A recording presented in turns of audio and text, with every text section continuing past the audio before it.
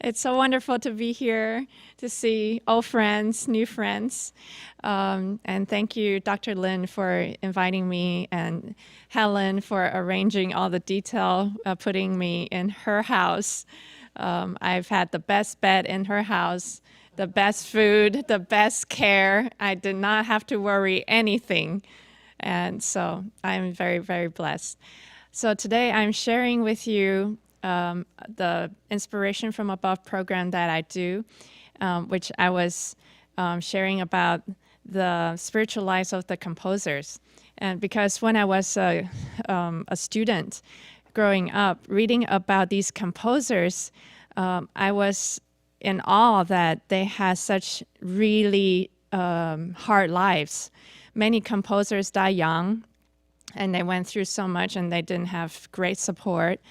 However, in their very troublesome life, they can still write music that is so encouraging, that is so positive, that's still resonating in our hearts right now, giving us a message of hope. How did they do that? How did they overcome these hardship and still produce such beautiful music? So I call this Inspiration from Above because of a quote from Brahms. Brahms said, before I start composing, I would go to my creator and ask 3 questions. Where am I from? Why am I here? And where am I going? Then I sense inspiration from above. And so it's from his inspiration. So first composer is Bach. Bach came from a family of musicians, many, many generations. So at that time, if you told people your last name is Bach, they would know that you're a musician. And he lived to be 65 years old. He had more than 1,000 compositions. And many times he would write JJ in the beginning of the piece and Soli Deo Gloria at the very end, giving God the glory. At the end, not taking credit for himself. Very humble man. He not only he produced so much great work, he also had 20 kids. So a very busy man. And my piano teacher used to say, he must be a romantic man to have 20 kids. However, we don't get to see his love letters like Schumann did. So, and he also gave music a definition. He said music should be for the glory of God and for the refreshing of our soul. So he set a great example to bring us and transcend our hearts. I would like to start with a very, very popular piece that's Jesu Joy of Men's Desiring, which is used in the weddings a lot because it talks about the joy coming from a very deep, intimate relationship. So Bach used triplets almost throughout the whole piece. Triplet is 1 beat, 3 notes. Ya ba ba ba ba ba ba da da da dum ba da dum ba da da da da da dum. And 3 is a very special number that symbolizes the Trinity. So there's this intimate connection. So here is Jesu Joy of Man's Desiring by Bach. Transcription by Myra Hess. Do I turn this off? Yeah.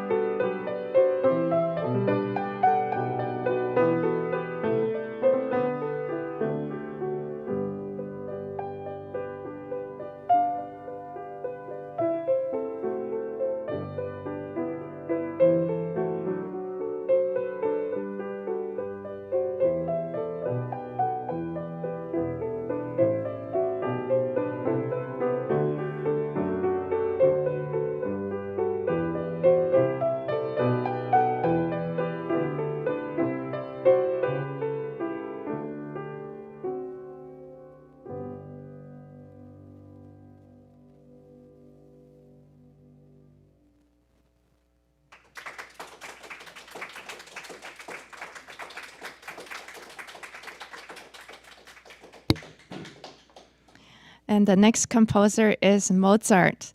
Mozart, when he was 3, he was observing his sister having a lesson with his brother. And Mozart never played the instrument before. After the lesson, just jumped up to the bench and played everything the sister was playing. So the father was so impressed and started to give him lessons. So when he started at age 7, he started having concert tour. And by age 9, he had already toured major cities in Europe. But he didn't have the blessing of coming to Ariel. So he's missing out a great deal. And so when he was 8, he composed his first symphony. And when he was 12, he composed his first opera. I don't think I even know what opera was when I was 12. But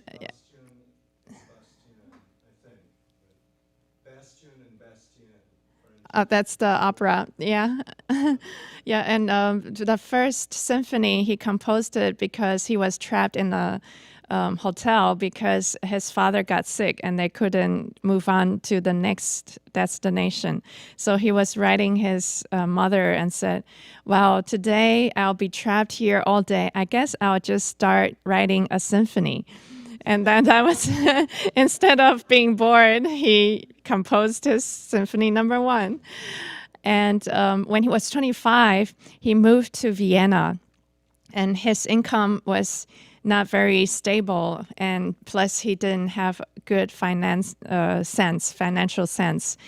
And we go to ATM for cash, and he goes to the pawn shop for cash.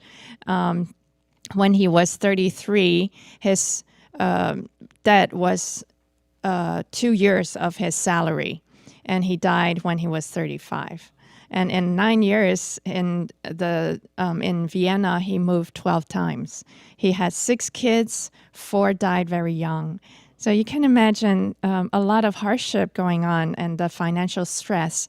However, in his music, many times we get the sense that he is so joyous, so joyful. Maybe there are some hardship, but it always just like a dark cloud, and then it just like passed by so gracefully and not leaving us in that sorrow. And then in his letters, we saw his encouragement of how he places trust in God and not worry about the future. So he's that kind of a joyous personality. And I would like to play for you the last movement of the last piano sonata he wrote, KV 576. And this is composed 1 year before he passed away. In this movement, I seem to see a little mini opera. So I would like to share with you what I hear in this. I hope you're not offended. You can have your own opera, of course, no problem. So in the beginning, it sounded like just this beautiful day here today. And then there's a lady walking down the street.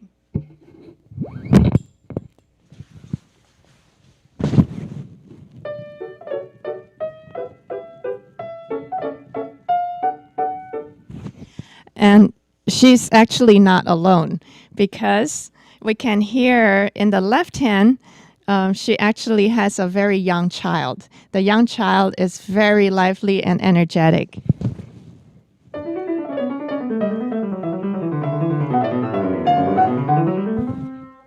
Can you hear him running up and down? And this child not only is very energetic, this child is also very affectionate. So we can hear almost like the child is leaning the head towards Mama's shoulder and saying, Mama, I love you.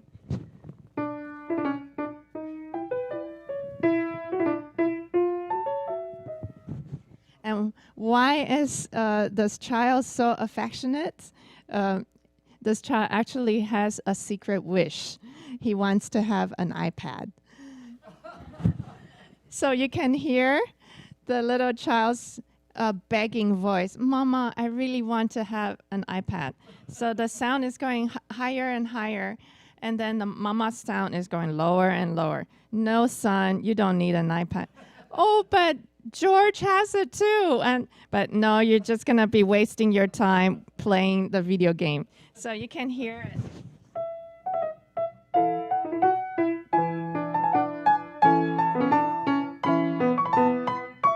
And of course, the child gets very frustrated and then. Why can't I have it? Why can't I have it? It's just like he has a lot to say. And then, of course, father comes back. Father comes home and joins the conversation, and then it gets a little bit intense. And so eventually, if he gets the iPad or not, we will compare our lessons after I play.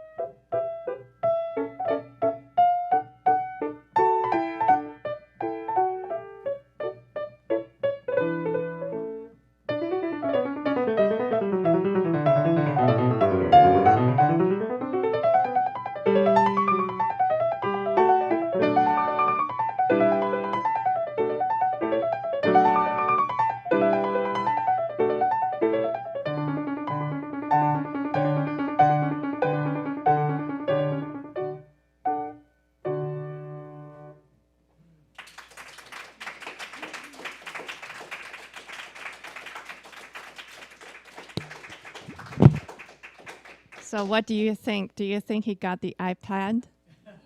Yes. He got iPad with restrictions. All right. Good parenting. Good parenting. Excellent. Well, I thought if he didn't get it, oh, you guys all have very musical ears, apparently. If he didn't get it, probably, oh, poor, there's people on YouTube, huh? Maybe they can type in their answers. And then Dr. Lin will reply. And so I thought if he didn't get the iPad, it will probably sound like this.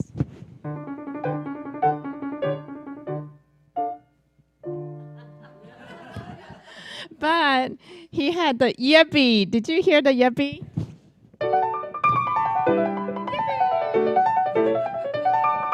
And not only once, he wants you to hear it twice. He knows it's good. He knows it's good. So the next composer is Beethoven. Beethoven, after Mozart passed away, he moved to Vienna. And there he actually had a quite different life than Mozart because he had patrons supporting him and he was receiving good reviews in the musical society. He was giving support.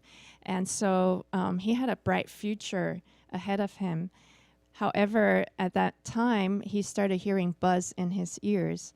And he went to the doctor, and the doctor said, just take my medicine and you'll be cured. It's fine.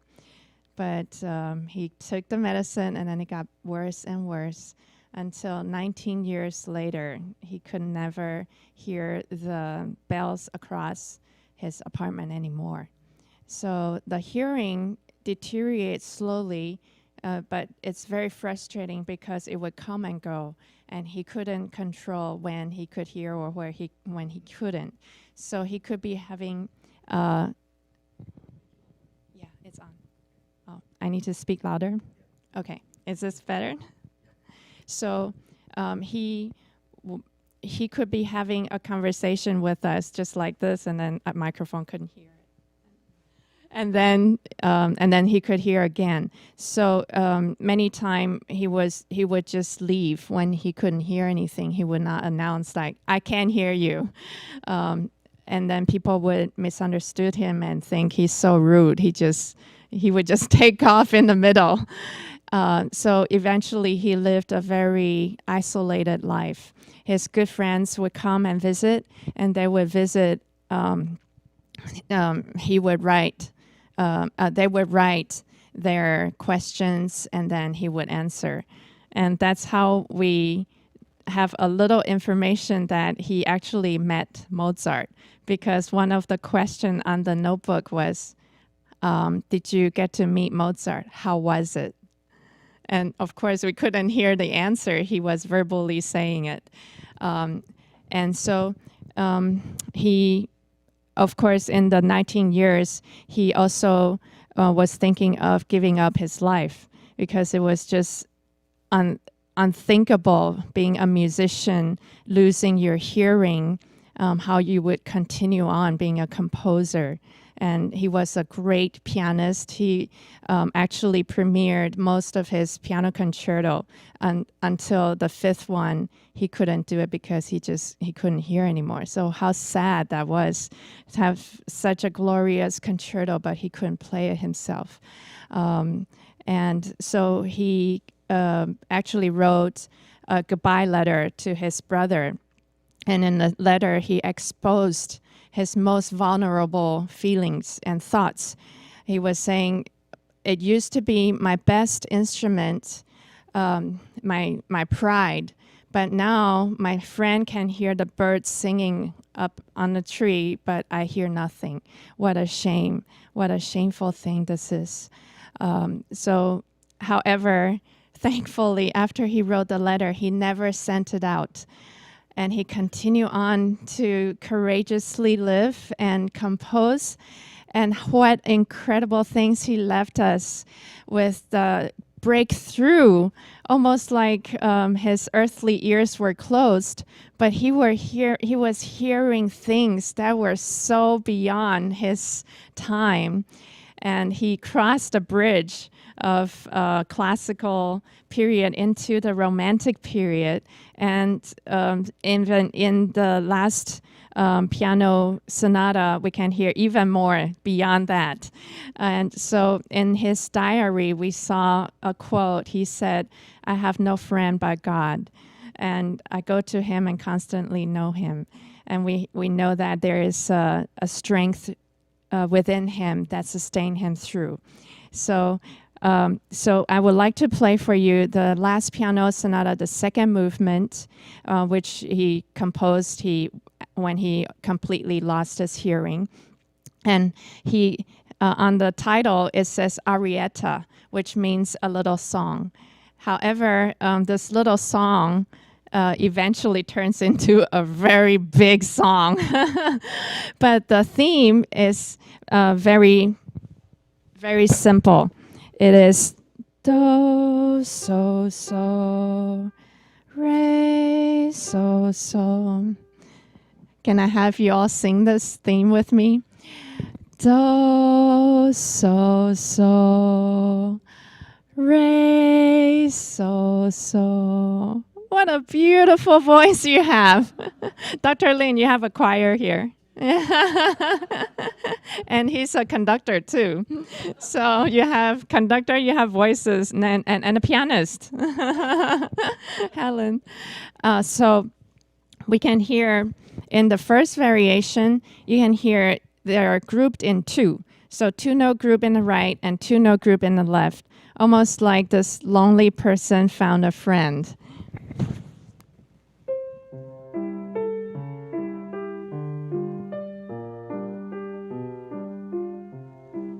It's like two footsteps. And then you can hear a little bit of swing.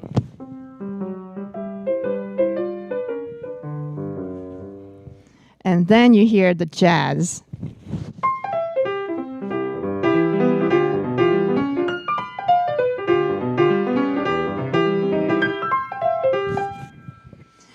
And eventually the register goes higher and higher, and you'll hear these high notes. And he also surrounds the theme within these high notes.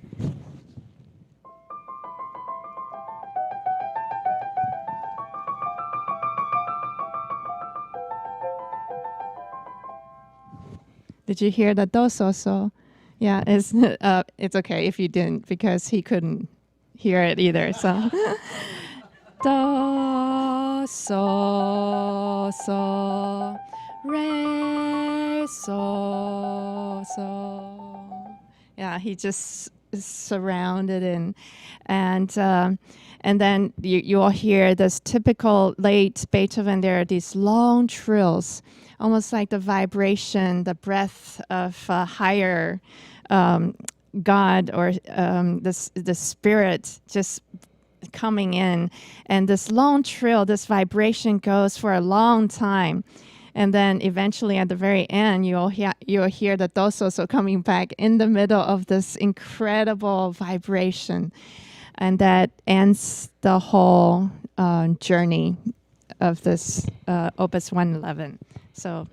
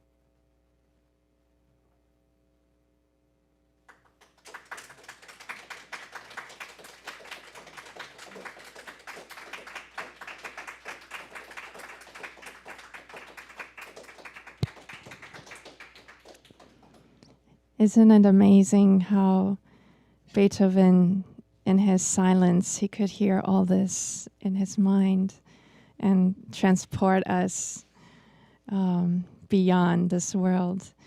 And this place where the theme comes back after the dark tunnel, it seems like, have you guys seen Les Miserables? Like Jean Valjean, after the officer dived into the river, and he was like walking next to that river, and he never felt so free before. Every time I play that, I feel like, wow, there is this freedom that opens up, almost like he no longer suffers and struggles anymore. And this part.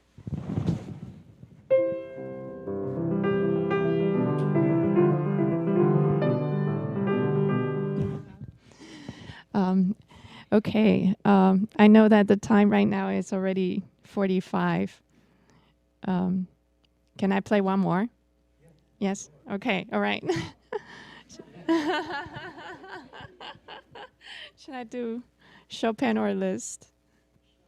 Chopin, okay, all right. Chopin it is. So Chopin was born in Poland. When he was born, his country was already divided into 3 different powers. And in his lifetime, he never got to see Poland came back as a country. So that was a deep pain in his heart. He had patriotic love, deep love for his country. And when he was little, his parents would pray for him every day. And when he was 19, he eventually settled in Paris. And there, hearing all the war news and the uprising and the news of death, he raised a question in his heart: if God really exists, why is there evil in his country? And then eventually he had a friend who is a priest who cared for him so much and would always come and concern about his salvation. And but later, 3 days before Chopin passed away on his deathbed, this friend came to see him again and gave him a cross. And when Chopin saw the cross, his tears just streamed down. And eventually, before he passed away, the last words he said was, "I'm at the source of blessedness." So we knew he knew where he was going. And Liszt, when he heard the story, he said, "Oh, darn, it would be so great if Chopin could write a piece right then. What would that sound like?" But so today I would like to play for you the Ballade number 4. And it has such wide range of emotions possible, from the most tender feelings to the most glorious and the deepest sorrow, to the wandering, lonely path. Is just so rich in this. And it's, to me, ballade means a story. And every time this theme comes back, this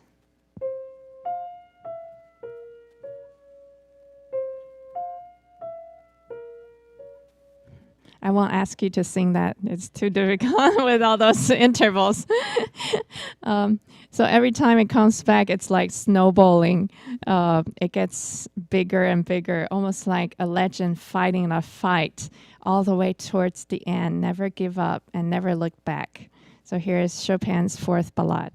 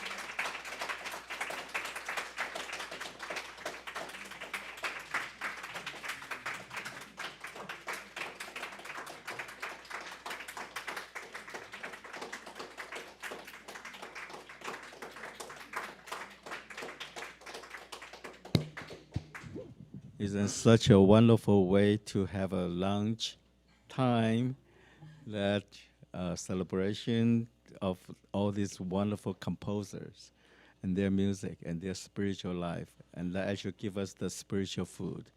At the same time, I want to give Sandra our Ariel products with the bags. It says Ariel promotes quality of life and music. Okay. Thank you so much. Thank you, Sandra. Thank you for coming to play on our Ariel Lunchtime concert. Thank you, Dr. Lin. This will be my new piano bag.